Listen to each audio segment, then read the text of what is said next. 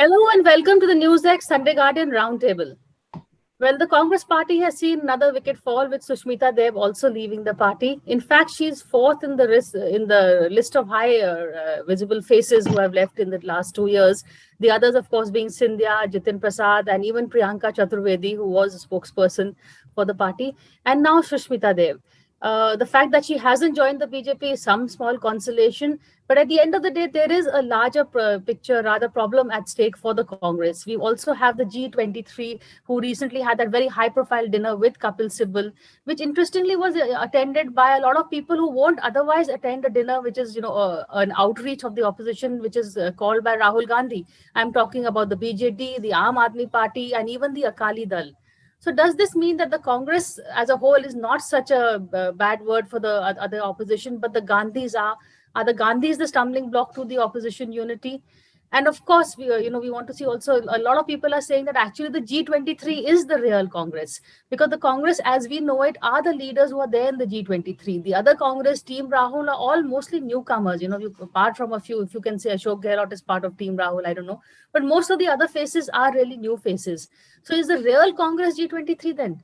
To discuss the state of the Congress, I have joining me someone, in fact, who was there at Sibal's dinner and I think his sympathies are with the G23. Sanjay Jha, suspended Congress leader, former Congress spokesperson, Sandeep Ghosh, commentator and of course a columnist, Dilip Cherian, image maker, political commentator, and Radhika Ramaseshan, consulting editor with the Business Standard and also a columnist and commentator. Sandeep, quickly, you can just tell us, what happened at that Sibal's dinner? Why was the need for such a dinner? And did you people anticipate another such removal, ouster so soon? I think you meant Sanjay. Sorry, I meant Sanjay. Okay. Hi, Priya, and a big hello to all my fellow panelists. Well, all I can honestly share is that the chicken tikka masala and the Sikh kebabs were delicious. The conversation was equally, I think, extremely tasty. Everybody was convinced of one thing, Priya, which is that the BJP must be defeated because of the terrible governance and the sectarian tensions that have risen in India, the collapse of institutions in our country. But collectively, and you have named some of the parties who were there, and they all said that the onus is on the Congress to really do the heavy lifting. I've written that in a column, that BJP and the Congress really are the principal adversaries on a national stage. And at the moment, it's a very lopsided fight. Is the Congress really geared up for recovering and, taking, pole position by 2024? Well, I know a lot of people are pessimistic at the moment, given the fact that we are losing very good talent, and Sushmita is another good example of it.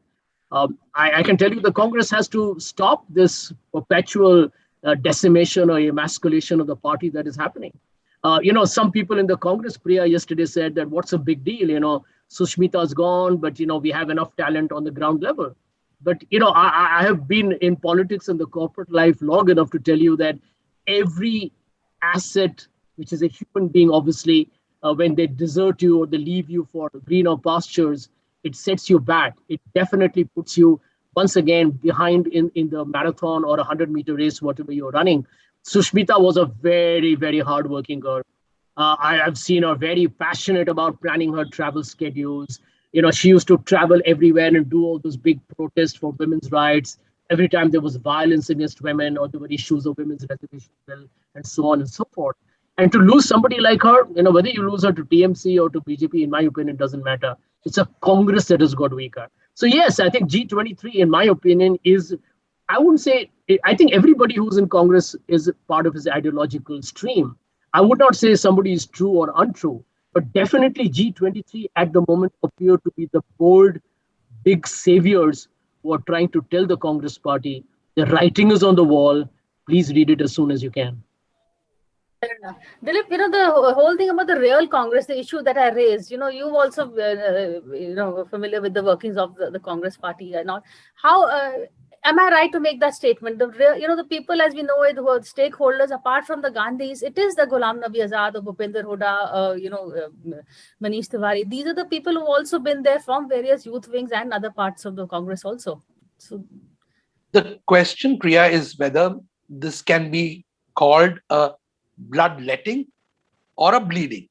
And I think the bleeding, those on the side of understanding it as bleeding are probably in the majority. We don't know what the plan is, or even if there is a plan. One. In the case of Shushmita, the thing that most people have probably not recognized is that when Mr. Gandhi came back from Kashmir, she apparently made a trip to the airport to try and tell him that I need to speak to you. So, and then she waited for, I think, 2 or 3 days. And when no call came back, she decided to make the move. So what I'm saying is that, is it just overlooking? Is it plain bad management? Or is there a system? That for me is important. Now, as far as G23 is concerned and the real Congress and all of that, I think the way this is being portrayed is perhaps internally as a generational shift. I'm not saying that those on the side of the Congress and who are left behind are all young, because certainly, as you mentioned, Ashok Gehlot is not. But I think that the attempt is to do a shift of gears and therefore engage a new power chain. And that power chain is simply not either visible, capable, or able to do all the things that the Congress together can do. And I completely agree with Sanjay that if the opposition is to put up a fight, the Congress party has to take the lead and do the heavy lifting. I'll stop here. But I'll take Dilip's last sentence, Sandeep, to you. The fact is that the government itself, we've seen a recent survey in India Today, which shows that his ratings are at least slipping. They may not, he's still at 50% in terms of popularity. But people who want Prime Minister Modi as the next PM, that number's come down a hell of a lot. This is the right time for the opposition to strike. And this is the time when Rahul's rating should have gone up. But comparatively, his ratings are still not going up. So where is the problem, really?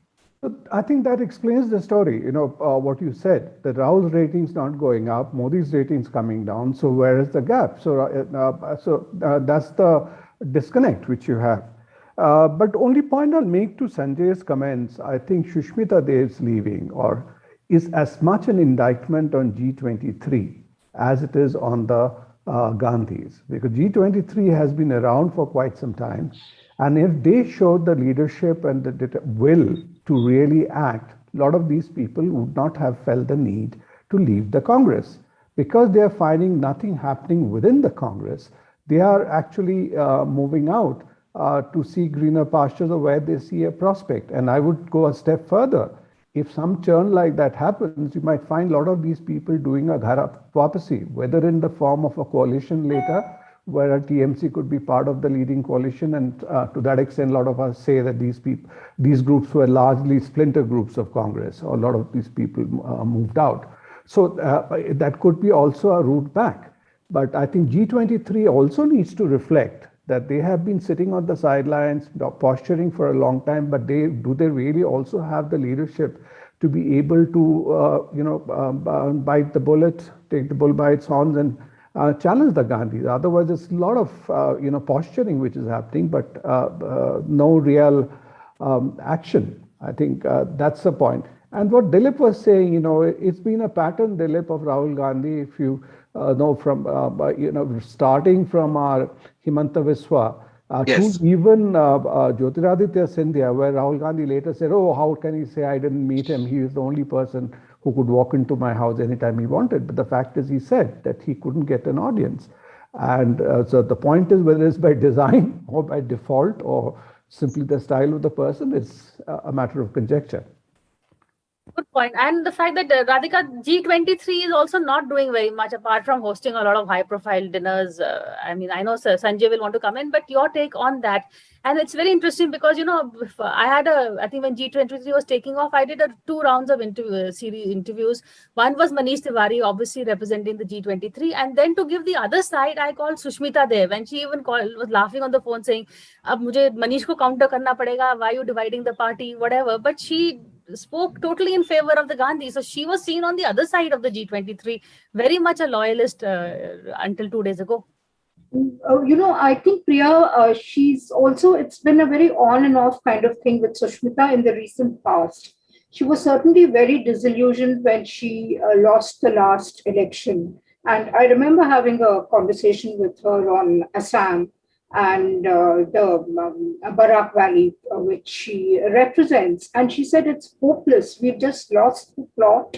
There is really no hope for us. So there lies the nub of the problem. I just feel that the Congress has to kind of re-establish itself on the ground before, we talk about the G23 challenge, or before we talk about Rahul Gandhi, is he capable of taking over the reins of leadership? I mean, they have to revisit 2004 and go back to what Sonia did. Sonia went solo on a People's Connect kind of a mass yatra. I think that is the only way out. I mean, you can't have this kind of patchy involvement as Priyanka has been doing in Uttar Pradesh. That is just not on. And I will take a slightly contrarian view. When we are talking about regrouping the opposition, I'm sorry, I don't think the Congress is placed to lead the opposition grouping. All this business about Congress being the only pan-Indian party, the only party which has a flag in every village, I mean, these are all quasi-myths, let's face it. It is no longer true. If they were going such great guns, they should be ruling over at least half the states and UTs in this country. That has not happened at all. So I think some of these myths have to be confronted squarely in the face and possibly busted. Having said that, yes, there is possibly a vacuum. I mean, on account of governance or lack of it by the Modi dispensation. Who is going to fill it? Who is going to, more importantly, who is going to construct the narrative? Who is going to tell the story? I mean, I really think somebody like Lalu might have, at least the storytelling part, Lalu would have done it. I mean, if you take an issue like Pegasus, you need to kind of break it down before taking it to the people. And Rahul Gandhi is incapable of it. I mean, he talks about it in abstraction. This is not the way to, approach an issue, take an issue to people. So it's very important to find a leader who can speak to the masses. I think that is very important to address the issues on the ground. And I can well imagine why Sushmita was frustrated, because she doesn't see a hope in hell for the Congress in Assam. If at all someone has to fill the vacuum in her home state, it will probably be a conglomeration of the regional outfits, I think. Maybe the AGP could revive under the new leadership or whatever. But it is certainly not the Congress. And watch out for Gaurav Gogoi's moves as well. I mean, the Congress was expected to do very well in Upper Assam, but the BJP just ran roughshod. So you see, there is something seriously lacking in the Congress. And as for the G23, well, I mean, it's good. I mean, it's good as a grouping which is kind of keeping a check over the Congress. But beyond that, I don't see too much utility coming from the G23. Sanjay, a lot of the conversation is now on the G23. The fact that you haven't done anything, there is no leader, there is no plan apart from the fact that you're not even sure if you want to oust the Gandhis or you want to work with them. Well, I think the G23, I can see the criticism may be valid that we have not been able to effect a tangible change in the Congress. But please understand that, we are taking on the Great Wall of China, which has been stood there for centuries. And, the problem in the Congress, and Sandeep is right, and so is Radhika, that we are very ossified as a political organization. In the Congress, nobody listens. I think the problem in the Congress is there is a complete internal communication breakdown. And Dilip is an expert in that area. And he will tell you that in a political entity, if there are going to be silos, you are not going to make it. I'm sorry. There is no genius here. There is nobody here who can say that I'm the Nostradamus, I'm the Steve Jobs who can get a futuristic vision and this is the strategy that is going to make it work. Unfortunately, Congress's intellectual heft is also weakened. And the elephant in the room that we all need to bite here, and I have to say it because I'm still pretty much a suspended part of the Congress, but I have a voice. The elephant in the room is that Rahul Gandhi has not been able to capture the public mind. That's tragic. It's not that he's not worked hard, it's not working. And look at one data point. you can do that research in NewsX after this program.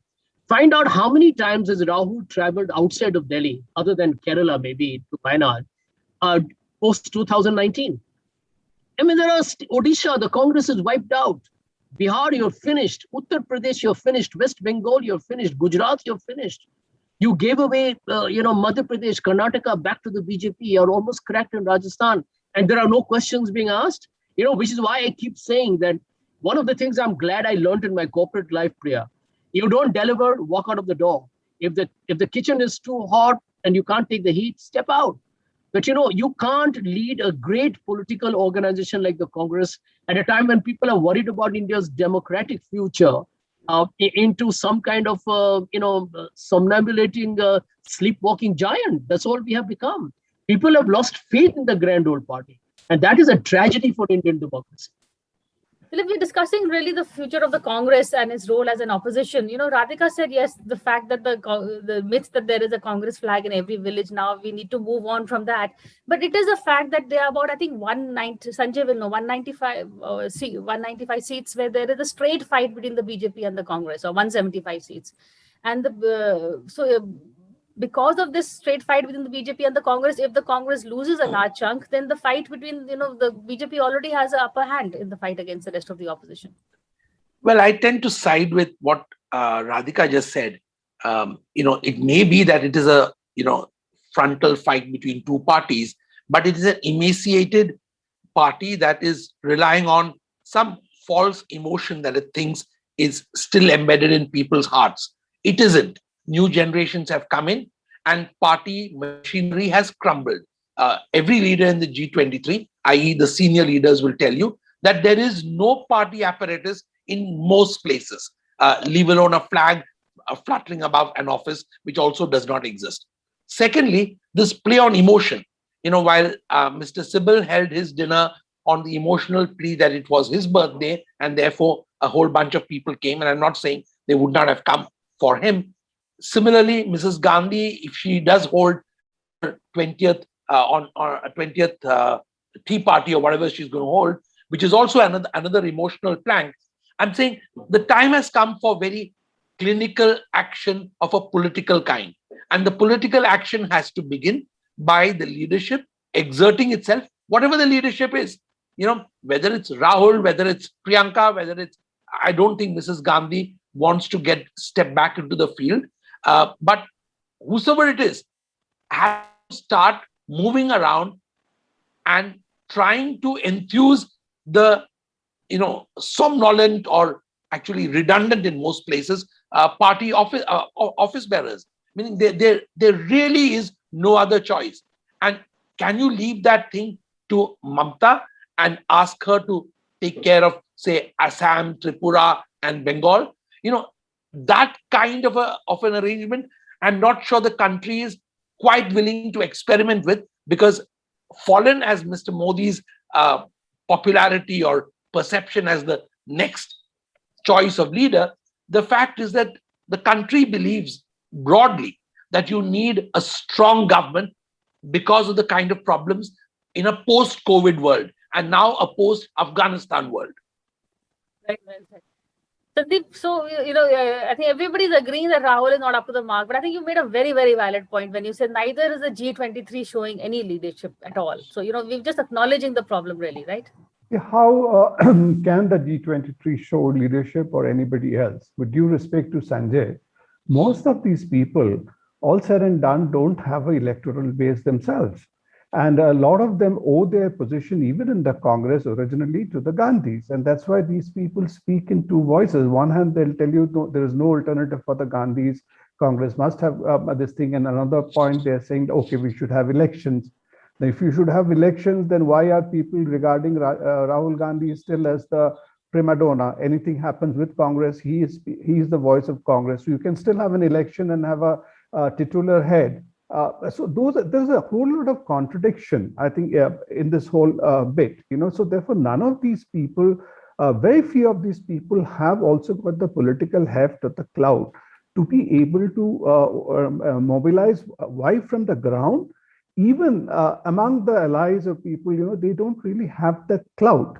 So the point comes back to, do we have, for any configuration which Radhika or Dilip is talking about, you need a fulcrum, a pivot. Now, do we have somebody like a Lohia or a JP now in the political system? There is nobody. Can Prashant Kishore play that role, which a lot of people expect him to as an outsourced consultant?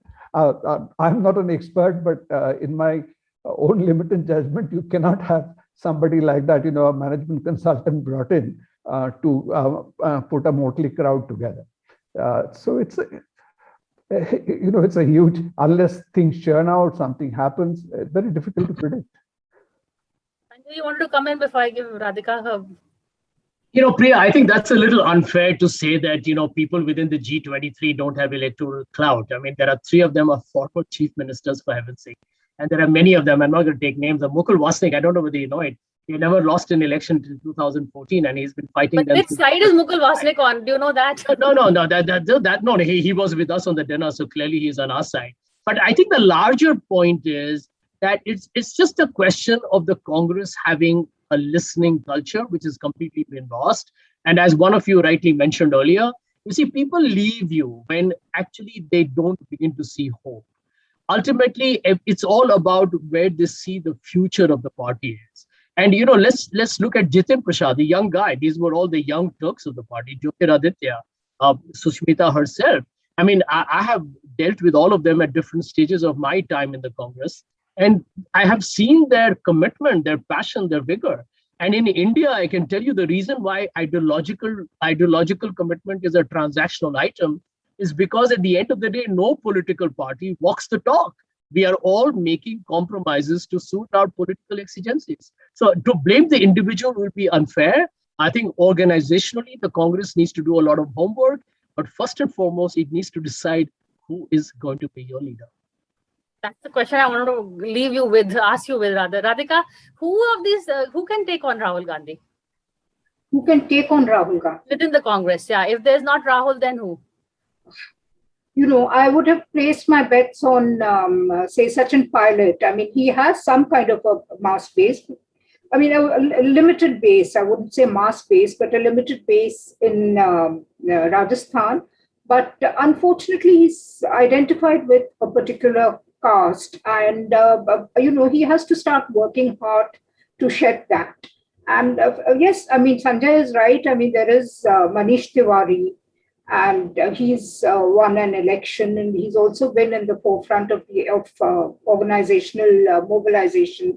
He's had a long stint in NSUI, etc. So the point is that let's just switch back to the pre-2014 days when the BJP had a genuine leadership crisis after they served a virtual vote of no confidence in Advani. Jaitley and Sushma were clearly not seen as the persons to lead. So they went back to a region. And what was Modi? Modi was the chief minister of Gujarat, a pretty small state when you compare it with West Bengal. I think West Bengal is politically more weighty than Gujarat. So I think, instead of the opposition breaking its head on who after Rahul within the Congress, they should look at the spectrum of regional leaders and see who can inspire, I mean, whether it is a Mamta, I mean, in case UP throws up a surprise, I still don't believe it will, but in case, then, somebody from either Akhilesh or Mayawati become, Akhilesh probably. I mean, there's Naveen Patnaik, who's of course kept a very safe equidistance policy.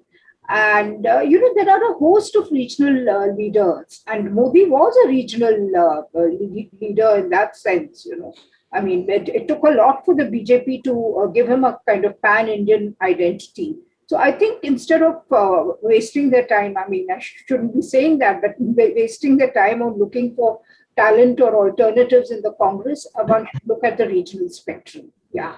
And incidentally, the India Today poll, I think, has put Kejriwal pretty much on top in the regional spectrum, though yes. I find it very hard to believe, but, Higher than Mamta. Actually, someone else was saying, I mean, a non-political conversation was that Kejriwal does have, he doesn't have the party apparatus, but someone who can take on Prime Minister Modi, maybe Kejriwal in terms of gumption, in terms of audacity, in terms of, his appeal in that sense. But I think what the Congress perhaps can do also is that someone spoke of a ghar wapsi in terms of a larger ghar wapsi. Mamta comes back, Jagan comes back, other leaders also come back. But who is that face who's going to bring them back? That's the big question, really. On that note, I'll leave you with the state of the opposition. We'll have more talks on this, I'm sure, sooner or later also. But that's it for now. Thank you.